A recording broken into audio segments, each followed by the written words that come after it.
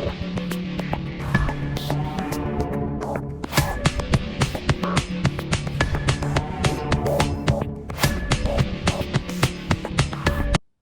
YouTube land, Tycondrius there, doing another action figure review, and today we're having a look at the G.I. Joe, Super 7 Gi Joe Ultimates line, and this is one of the San Diego, I believe it is, right, San Diego Comic-Con exclusive 2024.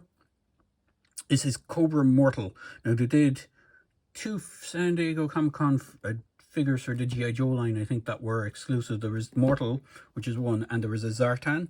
Now, I didn't pick up the Zartan. I was a mix of being able to afford one or the other, and I went for Mortal. Now, before we get into the figure, we'll have a look at his box. So I'm going to move some of these accessories out of the way. Unlike with some of the other boxes, there is a brown mailer box on the outside, but it doesn't give a logo or name for the character. It just says Super 7 on it, so I didn't include this in the review. But flipping around the back of the box, you can see this is done with this almost chrome silver with black camo on it, which is exactly the same way that the previous boxes are done for the Cobra characters, except being in a Cobra blue with the red Cobra signal. You still have that one. It isn't embossed, which is something to notice. Or to note, this one has an emboss on the Cobra emblem. This is flat printed on the box. So there is that. Same with the actual dog tag. So we'll have a look at that when we open it up. So they seem to have slightly modified their packaging, and they've gotten rid of the embossing on both the inner and outer boxes. So when you open it up, you're treated to the figure in here. Obviously the figure is not in here, he's standing over here. And we have, hopefully, do we have any brief write-up for him? We do, actually.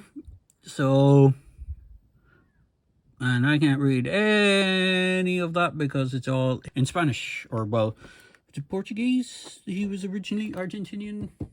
So he's based, if you're not familiar with Cobra Mortal, is it Mortal? Yeah, Immortal? Yeah, Cobra Mortal, actually. He is based on a limited edition, I want to say Argentinian. I could be wrong, it could be Brazilian. It's definitely South American G.I. Joe figure from way back in the 80s, which is going back quite a long time. I believe it was probably late 80s.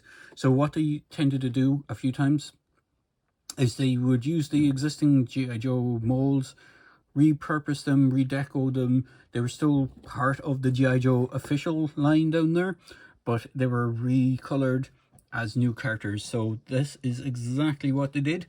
They took a existing Snake Eyes mold, which is the V1 Snake, or V1.5, because it was the one with the swivel arm battle grip after they discontinued the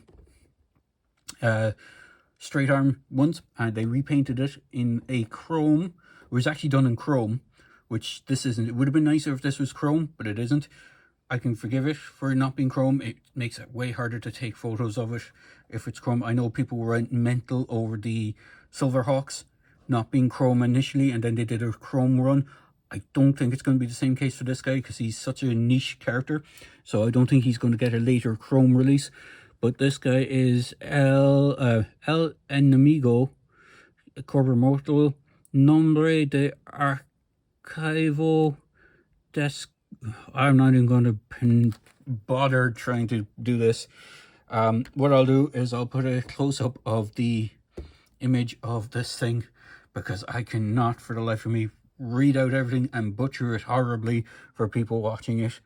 So we have that, and you can see it's classificado, which is classified. So we're just going to put the slipcover back on this and forget all about it. But it is cool that they I actually hadn't even looked at the back of the box until now. So it is interesting to see that they went with full, and I'm probably butchering it. It could be Portuguese.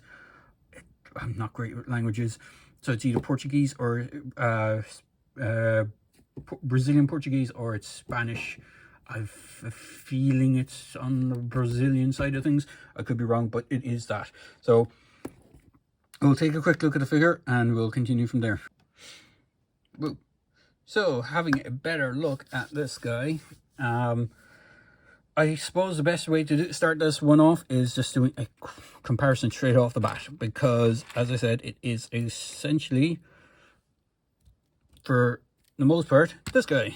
And this is the cartoon version Snake Eyes, because he was decoed in purple, because animating an all-black suit is incredibly hard to do, so they had to opt to give him a slightly off-colored, darker uniform. So they gave him purple instead of black.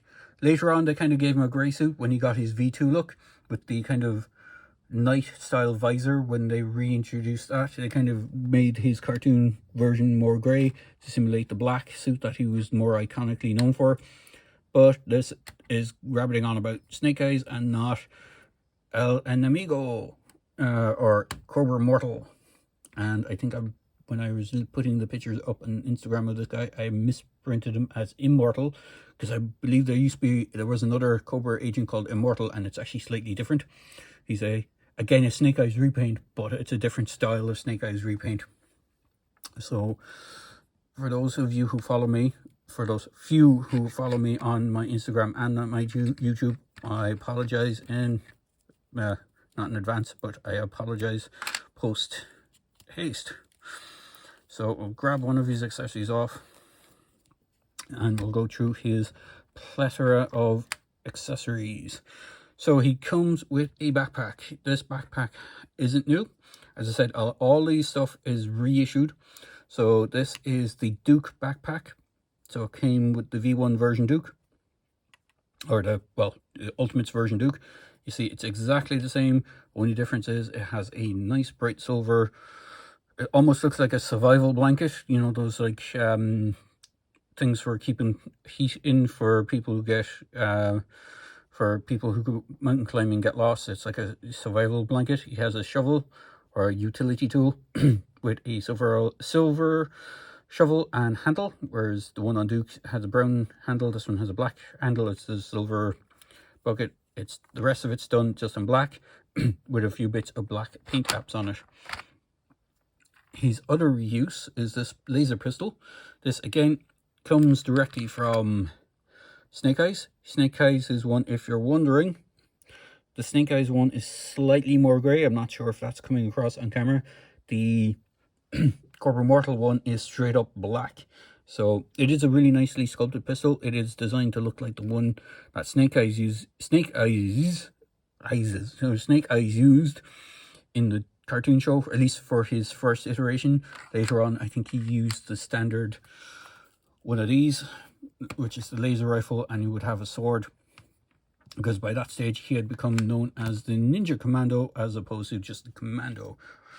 So I know I'm going to try and pop this guy just off screen, so hopefully you won't be drawn to him while I'm doing the rest of this.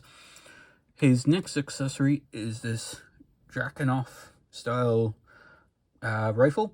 I believe this is the one that either comes with the black suit version or Baroness. I don't have that one. And I think it comes with the Cobra Trooper as well. So it's the kind of standard rifle that the Cobra Troopers used to have, or used to be packed with for the original toy line. I think they lifted it from that. It does have a shoulder strap. It is a weird shoulder strap because the strap doesn't lean down that well. So you can put it on his shoulder either with this stock on the upside, or have the barrel on the shoulder, depending which way, personal preference, I suppose. So you can have that. You can also have him with the backpack on and kind of sling this over his shoulder as well. So you can have him kind of store nearly all his weapons on him, with an exception of the last weapon that he comes with. So we'll go on to that. His last weapon is another reuse of another character weapon. You can probably see it just off screen here, which is this. This is the crossbow, which is the exact same crossbow I believe Scarlet comes with. I don't have the Scarlet figure. Again, the only female Joe figure I have so far is the Lady J one, so I do not have Scarlet. And I think at this stage, has the CoverGirl one been released? I know there is a CoverGirl on the way. So you get some of the smallest accessories known to man on this thing. So this is where I was stressed, be super duper careful. You have these very tiny bolts, or well, they look more like arrows. Don't look like your standard crossbow bolt because they have the kind of fletching on the back. And as I said, you have to be careful. It does fit, so you can kind of get them into the groove. There is a groove on the center, so you can get it in there, and it kind of, it's not so much locks in place, but you can get it to sit, and it doesn't really drop out, but it will fall out at some time. So you do have that. And then we have his little collection of hands. So the default hands out of the box are the straight punching fists. So I've already swapped out hands. They're fairly easy. I do like the Super 7 figures for the fact they are easy enough to swap out hands. So like they pop right out. Unlike stuff with NECA, and I know it sounds like I'm bashing on NECA, but even the McFarlane stuff is the same. It feels like you're forcing the hand to pop out and it could potentially break. These ones seem to, I don't know, whatever way it is, they have them tooled, but they have it. I think it might be just the peg isn't as deep on most figures, on most of the Super 7 Ultimates. So it doesn't feel like it's going to completely snap as you're trying to pull that peg out. It could be just that. So, as I said, hands pop out. We'll show it in his other trigger finger hand, which I haven't actually used yet on this side. So this guy has a bit of a quartered two-tone look to him, which is pretty cool. But we'll pop his, see, there goes his crossbow bolt. So we'll pop his two weapons, and we'll push his other one over his shoulder, which I'm doing it awkwardly. I should have put it over the shoulder first, and not plopped the bloody crossbow in his hand. In fact, you know what? I'm going to put the crossbow in the other hand because it's probably tighter. Yes, it's much tighter because this, I will say, wrong one. The handle on the laser pistol is actually wider than the crossbow bolt handle. So when you're putting it in and out of the hand, it's going to stretch this hand out a bit. I know the hands are fairly flexible. We'll get into that in a minute. I know that sounds like a terrible thing with flexible hands, but we can have him holding all these weaponry. Technically one hand, two hands. We'll just throw his little doodad back into this without hopefully knocking it all over the place.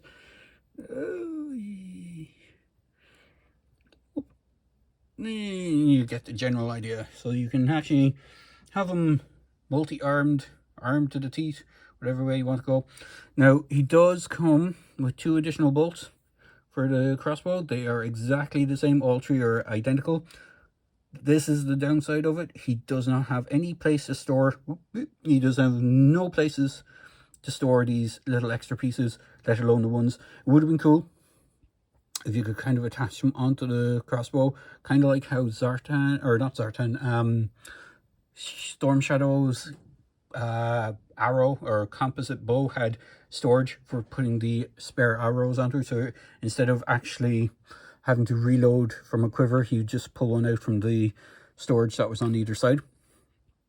It mightn't have worked that well for a crossbow, but you know, it would have been something kind of cool. Even the old what were they called? The Night Creeper, Cobra Night Creeper, had a crossbow bolt, but it had a rack of bolts along the main body. It would have been cool to have something like that, but you know, they didn't go all out on this guy. They reused a lot of parts. So we shall have a look at his articulation momentarily. So we'll have a look at his articulation. I'll try and bring him up closer to the screen. In fact, I'm going to readjust my camera a little bit better. Yes. So we will have a look at his articulation. If you're familiar with the the Snake Eyes figure, then you know exactly what you're getting out of the tin. He does not have too much. He actually has nothing extra other than what you see.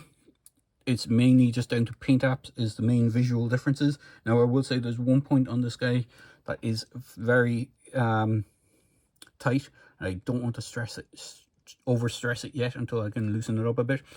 So Head is on a ball joint. You get some side to side tilt, up and down, rotate all around. If you want to do a exorcist style creepy snake eyes or mortal thing, he is a mortal after all, so he might actually die if you do that. He has, the arms can rotate all the way around. There is a joint in it so you can let you do a T pose like so. So you can do a T pose that height.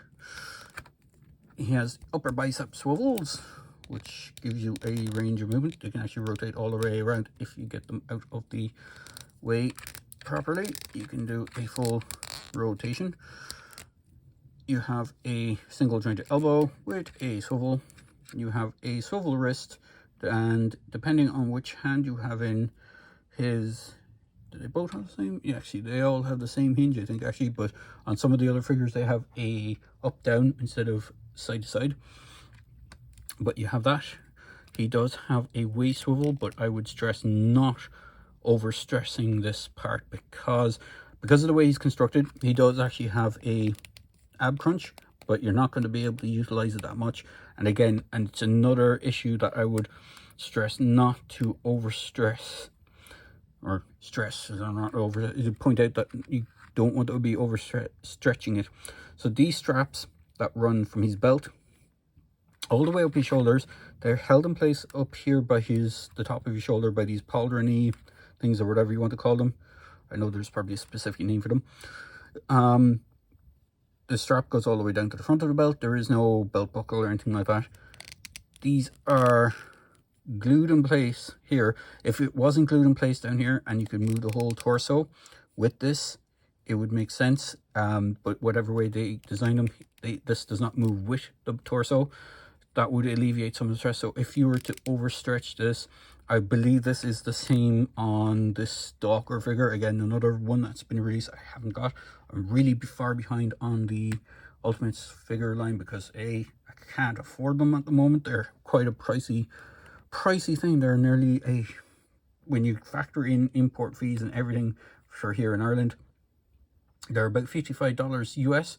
They work out about 80 quid a pop over here, and that's just far too expensive. I did pick up a Bat figure off eBay recently. He was 15 quid, and the reason I picked him up, he was missing some of his accessories, but he was dirt cheap, so that was the only reason I got him. And he's the other version of Bat. He's the comic version Bat. So again, legs can kick forward. He haven't actually done the hip joint that much, and it's scaring me to do it, but he can do the splits that much. There's nothing really back because the sculpt for the back of his pants, but whatever you want to call it, it gets in the way. You can kick forward, as I said. You have a single jointed knee. There is no swivel on this. And now this is the part where it gets a bit dicey on my one. So I'm going to do it on this leg. There is a boot cut swivel, and then there is rocker ankles with peg holes on the bottom of the feet. So those are fairly good. You can do it not too bad on this. This is the part where it's very dicey. This leg is very tight. This boot cut does not want to turn for me yet. I will probably have to loosen it up a bit with a bit of hot water, boiling water, whatever way you want to call it. It's basically just getting some preheated water, dipping it in just so it loosens up the plastic a bit, and then manipulating it ever so gently so it doesn't rip the peg off the joint. So that is his articulation. For comparisons, we shall bring in a few figures for comparisons. And here we have a bunch of comparisons to this guy. So Mortal here is dwarfed here in the center by the stuff I brought in. So on his right hand side we have Cobra Commander from Super 7. We also have a McFarlane figure. I was going to go Ben Affleck, but it's not. It's Christian Bale Batman, obviously. There is the aforementioned Snake Eyes that he is a mold buddy of. We have this Super 7 Martian Trooper from Mars Attacks in front in the center. Here is the Bat I aforementioned, the comic book version Bat. You can see there is the cartoon version Bat behind. So there is a difference between these two. It's like, chalk and cheese really, but you have, this one's missing some of the accessories. You can even see if I move his arm slightly off to the side there, there should be a, you can see it on this one, there's a holster with a pistol in it on these guys. This guy is actually missing it. You can actually maybe just make it out on the side of his leg there where it should have been glued on in place. As I said, I got this guy for 15 bucks, so I can't complain.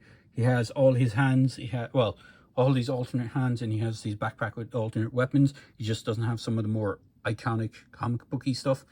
But and then actually we'll bring in one more person because I have him here handy, because I have another set of reviews to do, which is for a film version of these. Here is the Ming the Merciless. This is the comic book version of Ming from NECA, or Nika, whichever way you want to pronounce it. I do have the movie figures that I'm in the process of doing reviews for. And I'm hoping to try and up my ante and do some better editing and get some stuff, because I have just started. I'm literally, as of this recording, 1 week in, so don't expect miracles yet. 1 week into a film and TV production course, which helps us with helps us do editing, set design, stuff like that. So hopefully I'll be able to improve my setup and improve my overall review ability. So I am trying, and I know I've been trying for quite a long time, but hopefully you will enjoy this journey as I try and improve upon my skill set and editing skills. So as I said, he is with a comparison of some other figures in similar scale, and that scale being, because I am completely idiotic and completely forgot to bring in a tape measure so you can actually see how tall this guy is. Whoop. Oh, there he is. He is around 7 inches, which is around, so 1/12 was GI, or 1/12 was Marvel Legends. I believe it's 1/10 scale is the 7-inch scale. I could be wrong.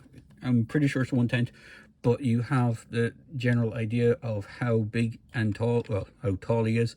So he is in scale with stuff like Masterverse figures. In fact, I should have brought in one of the Masterverse figures so you can see him in scale. And I'm going to bring in the most awkward one because he's bigger than everyone else, which is, I know I should have just done a flat comparison of everything.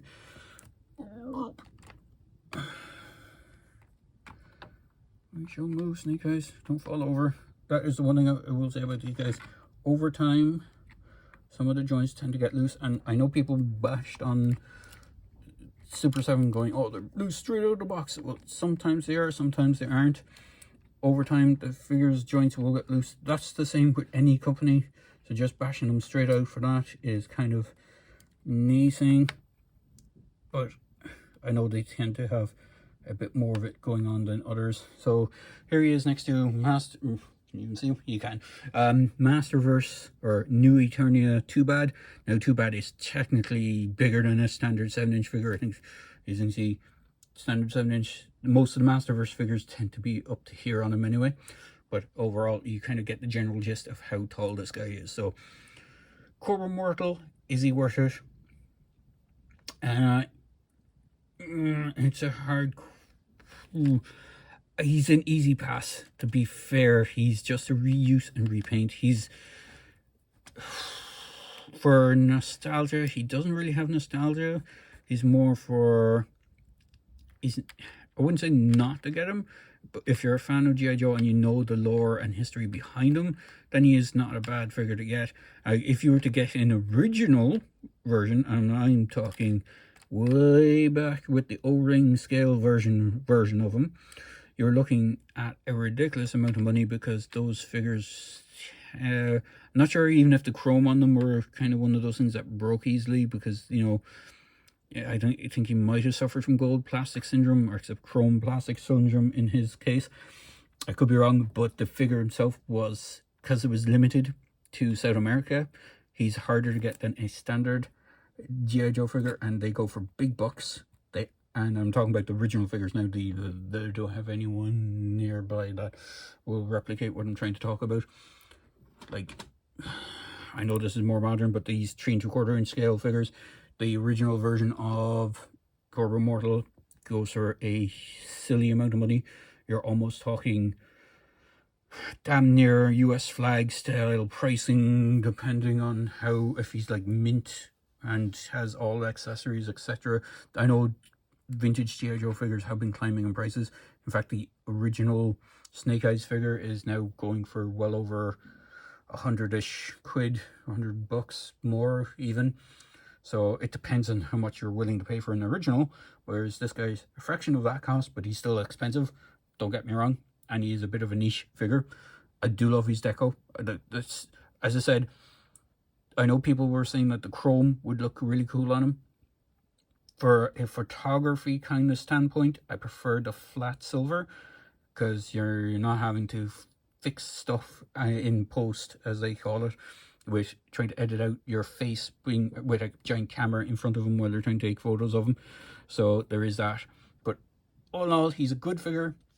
Is he worth it? He is sort of worth it. It's a kind of 50-50 on whether or not you want him or not. He is, I think, still available on Big Bad Toy Store. I will put a link to where I got him from them. I'm not sure if both figures are still available. If I can see the Zartan as well, I'll throw him in the link in the description below. But I do believe he may have sold out already, so it would be eBay territory if you wanted to get him, or third-party territory. But other than that, I'm going to wrap this up here because I'm waffling now, and people are like, oh, you're going fucking shut up and just, you know, get on with it. So I'm going to wrap it up here. Hope you enjoyed this video review for Mortal. I'll try and do some snazzy stuff. Hopefully, as I said, as I'm doing a film production course, I might be able to do more and more snazzy stuff as I go along and make it more entertaining for people, but other than me just waffling on. So there you go, guys. Hope you enjoyed this video review. As always, please feel free to like, comment, and subscribe to my channel. Help my channel grow, and enjoy the video. And thanks for taking the time to watch. Cheers.